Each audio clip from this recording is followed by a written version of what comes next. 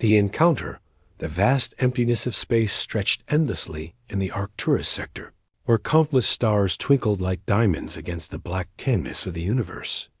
Among these celestial bodies, a massive fleet of alien warships moved, with deadly purpose. The Korthic Empire had been expanding across the galaxy for over 3 centuries, conquering every species they encountered. Their ships were enormous, each one a testament to their technological might and imperial ambition. Overlord Zictheron stood in the command center of his flagship, the Dominion's Wrath. He was a towering figure, nearly 8 feet tall, with deep purple skin that seemed to absorb light. His 4 eyes glowed with an inner fire, and his massive hands were capable of crushing steel. Around him, dozens of Korthic officers worked at their stations, their movements precise and efficient. The bridge hummed with the sound of advanced technology and the quiet confidence of a species that had never known defeat. The Korthic fleet consisted of over 500 warships, each one larger than anything the galaxy had seen before. Their vessels were built like floating fortresses, with thick armor plating and weapons capable of destroying entire planets. The smallest ships in their fleet were bigger than most species' largest battleships. For 300 years, this overwhelming display of power had been enough to make entire civilizations surrender without firing a single shot. Sub-Commander Veltar approached the Overlord with a datapad in his clawed hands. His movements were careful and respectful, as befitted someone in the presence of the Empire's supreme military leader.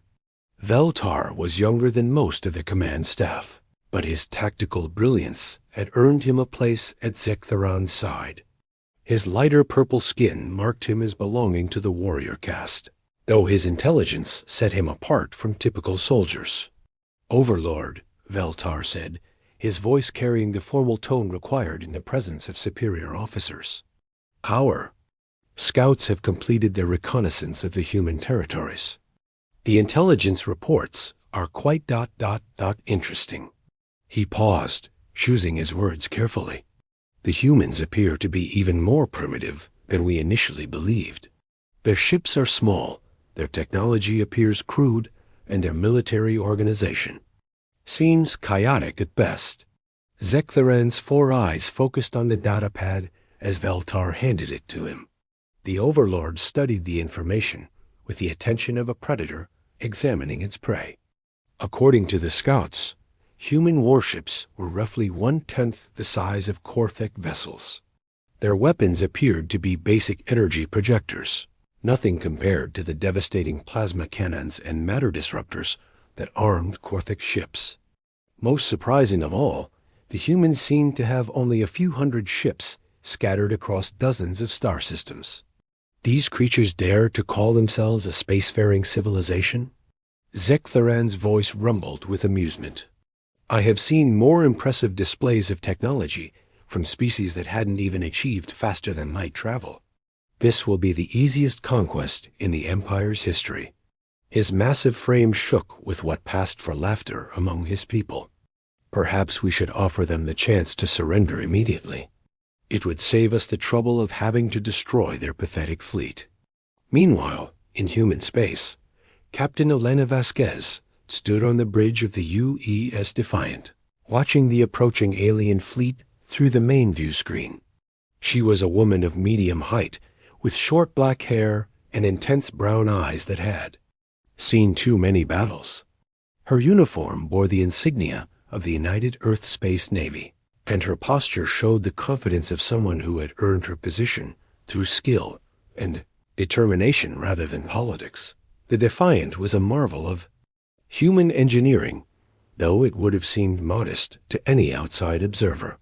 The ship was sleek and efficient, designed for speed and maneuverability rather than raw firepower. Its hull was a dark gray that seemed to absorb sensor scans, and its weapons were carefully concealed beneath retractable panels. Every system on the ship had been built with one principle in mind: maximum effectiveness with minimum resources. "Captain," Lieutenant Commander Sarah Chun called from the sensor station. I'm reading 537 alien vessels approaching. Our position. Their ships are massive, ma'am. The smallest one is still 3 times larger than our biggest dreadnought. Her voice carried a hint of nervousness, though she tried to hide it behind professional composure. Elena nodded calmly, though her mind was racing. She had been expecting this moment for months. Intelligence reports had warned of an approaching alien fleet, but the sheer size of the force was still overwhelming. What's our tactical assessment, Commander Torres? Commander Miguel. Torres looked up from his tactical display, his weathered face showing the strain of rapid calculations. Ma'am, by conventional analysis, we're completely outmatched. Their ships have superior firepower, better armor, and they outnumber us 10 to 1. Any standard military doctrine would recommend immediate retreat or surrender. He paused then, smiled grimly. Good thing we don't follow standard military doctrine. Elena returned the smile. The human fleet had been preparing for this encounter for years. While the aliens had been conquering other species through brute force, humanity had been developing new technologies and tactics specifically designed to overcome superior numbers in firepower.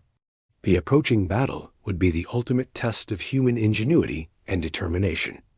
Admiral Marcus Chun's voice crackled through the communication system from his flagship, the U's Resilience. All ships, this is Admiral Chun. We have contact with an alien fleet of unprecedented size. Our xenology teams believe these are the Korthik, a species that has conquered dozens of other civilizations. They expect us to surrender immediately. His voice carried the weight of authority and absolute confidence. They clearly don't know humans very well. The alien fleet continued its approach, their massive ships moving in perfect formation. To any observer, it would have looked like an unstoppable force of nature, a technological tsunami that would sweep away anything in its path. The Korthik had used this same intimidation tactic on countless other species, and it had never failed. To produce immediate surrender, Overlord Zektheron activated the long-range communication system, preparing to deliver the standard surrender demand that had worked so effectively in previous conquests. His voice boomed across the void, translated by universal communication protocols. Primitive creatures of the species known as humans, you stand before the might of the Korthik Empire. Your pathetic vessels are no match for our superior technology and overwhelming numbers. Surrender immediately, and we will grant you the mercy of quick deaths. Resist, and we will make your suffering last for generations. The response came from Admiral Chun, and it was not what the Korthik had expected. This is Admiral Marcus Chun of the United Earth Space Navy. We have received your transmission and considered your offer. Our response is simple. Go to hell. The communication channel closed with a sharp click. For a moment, the Korthik command bridge was silent. In 3 centuries of conquest, no species had ever responded to their surrender demand with such defiance. Most civilizations immediately began negotiations, or simply powered down their weapons in defeat. The idea that these small, primitive humans would dare to challenge the Empire was almost incomprehensible. Veltar stared at his instruments in disbelief. Overlord, they have closed the communication channel. They appear to be ... refusing our generous offer. His voice carried a note of confusion that would have been amusing under different circumstances. Zektheron's 4 eyes blazed with anger. Impossible. Every species in the galaxy knows the futility of resisting the Empire. These humans must be even more primitive than we thought if they cannot recognize their own inevitable destruction. He turned to his weapon officers. Prepare the forward batteries. We will give them one demonstration of our power. Perhaps the sight of their own ships exploding will bring them to their senses. Captain Elena Vasquez watched the alien fleet's movements with the eye of a professional warrior. She could see the massive ships beginning to charge their weapons their energy signatures blazing like miniature suns. The Korthik were preparing to make an example of a few human ships to encourage the others to surrender. "All ships, this is Defiant," Elena broadcast to the human fleet. "Execute Protocol Omega. Show them what happens when you underestimate humanity." Her voice was calm and steady, carrying the confidence of someone who had planned for this exact moment. The human fleet suddenly burst into action. Ships that had been moving in seemingly random patterns suddenly revealed themselves to be in perfect tactical formation. Vessels that had appeared to be simple cargo haulers opened hidden weapon ports, revealing advanced armaments. The entire human fleet transformed from a collection of primitive ships into a coordinated war machine. 3 Korthik light cruisers, each one the size of a human battleship, fired their main weapons at what they believed to be easy targets. Massive energy beams capable of vaporizing asteroids lanced through space toward the human ships. The Korthik officers expected to see spectacular explosions and immediate surrender from the surviving vessels. Instead, the human ships simply weren't there anymore. In the split second between the Korthik firing and their beams reaching their targets, the human vessels had accelerated to speeds that should have been impossible for ships of their size. They moved like dancers, spinning and weaving through space with a grace that defied all conventional understanding of spacecraft maneuverability. "What just happened?" Veltar demanded, staring at his tactical display in confusion. "Our sensors show direct hits, but the human ships are still intact. How is this possible?" The answer came in the form of return fire from the human fleet. The human weapons were unlike anything the Korthik had ever encountered. Instead of the crude energy weapons their intelligence had predicted, the humans unleashed a devastating barrage of exotic particles, quantum torpedoes, and weapons that seemed to bend the very laws of physics. The 3 Korthik cruisers that had fired first suddenly found themselves under attack from directions that their sensors insisted were empty space. Human ships appeared and disappeared like ghosts, striking with surgical precision before vanishing again. Within minutes, all 3 alien cruisers were heavily damaged and listing helplessly in space. Overlord Zektheron watched the impossible scene unfolding before him with growing horror. In 3 centuries of conquest, the Korthik had never encountered resistance like this.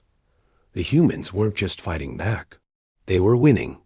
Their small, supposedly primitive ships were dancing around the massive Korthik vessels like wolves, attacking a herd of elephants. "This cannot be happening," Zektheron growled, his 4 eyes fixed on the tactical display. "Their technology is primitive. Our scouts confirmed it. How are they doing this?" Veltar was studying the sensor readings with growing amazement. "Overlord, I believe our scouts may have been ... mistaken. These human ships are using technology we've never seen before. Their propulsion systems, their weapons, even their defensive capabilities are completely unknown to us." He paused, his voice dropping to a whisper. "Sir, I think we may have made a terrible mistake." Captain Elena Vasquez stood on the bridge of the Defiant, watching the first phase of the battle with professional satisfaction. The human fleet had spent years preparing for this moment, developing new technologies and tactics specifically designed to overcome the kind of overwhelming force that the Korthik represented. The aliens had expected to fight a primitive species with crude weapons and simple tactics. Instead, they had encountered humanity at its most innovative and determined. "Status report," Elena commanded, her voice cutting through the controlled chaos of the bridge. "All ships report minimal damage," Commander Torres replied, his voice carrying a note of pride. "The quantum displacement fields are working perfectly. The alien weapons can't lock onto us long enough to cause serious damage." He grinned fiercely. "Meanwhile, our adaptive targeting systems are having no trouble with their ships. For all their size, they're actually quite predictable." Elena nodded, then opened a channel to the fleet. All ships, this is Defiant. Phase 1 is complete. The aliens now know they're in a real fight. Prepare for Phase 2. It's time to show them what human determination really looks like. The stage was set for a battle that would reshape the balance of power in the galaxy. The Korthic Empire, accustomed to easy victories through superior firepower, had encountered an enemy that fought with intelligence, innovation, and an unbreakable will to survive. The humans, outnumbered and outgunned by conventional standards, had proven that sometimes the smallest opponent can be the most dangerous dot as both fleets prepared for the next phase of the battle. One thing was already clear: the galaxy would never be the same again. The age of easy conquest was over, and humanity had announced its arrival on the galactic stage in the most dramatic way possible. Asterisk the revelation. The second phase of the battle began with a display of human tactical brilliance that left the Korthic command structure in complete disarray. Admiral Chun's voice echoed across the human fleet as he coordinated the next phase of their carefully planned assault. All ships, execute Formation Delta 7. Time to show these invaders what happens when you threaten Earth and her colonies. The human fleet split into 3 groups, each one moving with the precision of a well-rehearsed dance. The first group, led by Captain Vasquez in the Defiant, accelerated toward the alien fleet's left flank. The second group, commanded by Captain Robert Harrison in the UES Thunderstrike, swept around to attack from the right. The third group, under Captain Lisa Park in the U Steadfast, held position in the center, ready to exploit any weakness. That developed, Overlord Zektheran watched this tactical movement with growing unease. In 3 centuries of conquest, the Korthic had never encountered an enemy that could coordinate such complex maneuvers while under fire. Most species either fled in panic or charged directly at the Korthic fleet in desperate, futile attacks. The humans were doing something completely different, and it was working. Sub-Commander Veltar, Zektheran commanded, his voice carrying a note of urgency that had never been there before. Analyze their movement patterns. How are they coordinating? These attacks? Our jamming systems should be disrupting their communications. Veltar's clawed fingers danced across his control panel, pulling up sensor data and tactical analyses. What he found was both impressive and terrifying. Overlord, they're not using standard communication protocols. Their ships appear to be linked by some kind of quantum entanglement network. Our jamming systems are completely ineffective against it. He paused, his voice dropping to a whisper. Sir, they're sharing targeting data, sensor information, and tactical coordination in real time across their entire fleet. It's like they're fighting with a single mind. The human fleet's attack came from 3 directions simultaneously. Captain, Vasquez led her squadron in a high-speed assault on the Korthic left flank, her ships moving in perfect coordination. The Defiant's main guns opened fire with a new type of weapon that the Korthic had never encountered before: quantum disruptors. That could phase through conventional shields and armor. Target their command ship, Elena commanded, her voice steady despite the chaos of battle around her. All ships, focus fire on their flagship. If we can disrupt their command structure, the rest of their fleet will be vulnerable. The Defiance. Weapons tore through space, joined by the concentrated firepower of 12 other human ships. The quantum disruptors phased through the Korthic flagship's massive shields as if they weren't there, striking the ship's armored hull with devastating effect. Explosions bloomed along the Dominion's Wrath side as critical systems overloaded and failed. On the flagship's bridge, Overlord Zektheran was thrown to the deck as his ship shuddered under the impact of weapons that shouldn't have been able to penetrate their defenses. Emergency alarms wailed throughout the massive vessel as damage. Reports flooded in from every section. Overlord, Veltar called out, pulling himself back to his feet. We're taking critical damage. Their weapons are somehow bypassing our shield matrix entirely. Hull breaches on decks 7 through 15.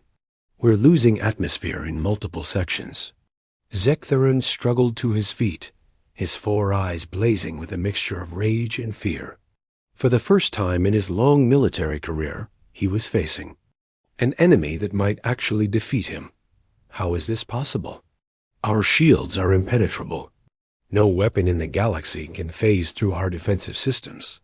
The answer came from Captain Harrison's attack group, which had swept around to assault the Korthic right flank. The Thunderstrike and its escort ships unleashed a devastating barrage of exotic matter torpedoes, weapons that existed in multiple dimensions simultaneously. The Korthic ships, designed to withstand conventional 3-dimensional attacks, had no defense against weapons that struck from angles that didn't exist in normal space. 3 massive Korthic battleships simply ceased to exist as the exotic matter torpedoes struck them. The weapons didn't destroy the ships in any conventional sense. They simply removed them from reality, leaving empty space where 1,000-meter-long warships had been moments before. Report. Zektheron roared, his voice carrying desperation for the first time in centuries. We've lost the eternal conquest, the galactic domination, and the universal supremacy, Veltar reported, his voice shaking with disbelief. They just disappeared. Our sensors can't detect any debris, no energy signatures, nothing. It's as if they never existed. The 3rd Human Attack Group, led by Captain Park, demonstrated yet another technological marvel that the Korthic had never imagined possible. The Steadfast and its escorts suddenly seemed to multiply, each ship appearing to split into dozens of identical copies. The Korthic sensors registered hundreds of human ships where only 20 had been moments before. Holographic projections, Veltar reported, trying to make sense of the impossible sensor readings. But they're not just visual illusions. Each projection is generating its own sensor signature, its own weapon fire. How are they creating solid holograms? The answer was one of humanity's most closely guarded secrets: hard light technology. That could create temporary but fully functional copies of ships and weapons. Each hologram lasted only minutes before dissipating, but during that time, they were as real and dangerous as the original ships that had created them. Captain Park's multiplied fleet struck the Korthic center with overwhelming force. Hundreds of human ships, real and projected, opened fire simultaneously. The Korthic found themselves facing a level of firepower that exceeded their own massive fleet, and they had no way to distinguish between real ships and holograms until it was too late. Overlord Zektheron stared at the tactical display in horror as his fleet began to crumble. Ships that had conquered star systems were being destroyed by enemies they couldn't hit, with weapons they couldn't defend against, using tactics they couldn't understand. The impossible was happening. The Korthic Empire was losing a battle. All ships retreat to Formation Gamma 9, Zektheron commanded, his voice carrying the bitter taste of the first retreat order he had ever given. We need to regroup and reassess the situation. But the human fleet wasn't finished. Admiral Chun's voice echoed across the battlefield as he prepared to demonstrate the final aspect of human ingenuity, the ability to adapt and innovate in real time. All ships, this is Admiral Chun. The enemy is attempting to regroup. Execute Protocol Omega-7. Show them that humans never give up, never surrender, and never stop fighting. The human fleet suddenly changed tactics again, demonstrating the kind of adaptability that had made humanity the dominant species on their home planet. Instead of continuing their coordinated attacks, the human ships began to operate independently, each one becoming a unique threat that the Korthic couldn't predict or counter. Captain Vasquez took the Defiant on a daring run straight through the heart of the Korthic fleet. Her ship's advanced stealth systems made it nearly invisible to alien sensors, and her crew's superior training allowed them to navigate through the massive alien vessels like a needle threading through cloth. The Defiance weapons struck at critical systems throughout the enemy fleet, causing cascading failures that crippled multiple ships simultaneously. Captain Harrison led his squadron in a different direction, using the Thunderstrike's experimental temporal manipulation systems to create localized time distortions. Korthic weapons fired at human ships that were no longer there, while human return fire struck alien vessels that couldn't move fast enough to dodge attacks coming from multiple time streams. Captain Park's group employed yet another innovative tactic, using gravitational manipulation to turn the Korthic fleet's own size against them. Human ships created artificial gravity wells that pulled the massive alien vessels into collision courses with each other. The Korthic found themselves fighting not just the human fleet, but the very laws of physics that the humans had learned to manipulate. The battle raged for hours, but the outcome was never in doubt after the first few minutes.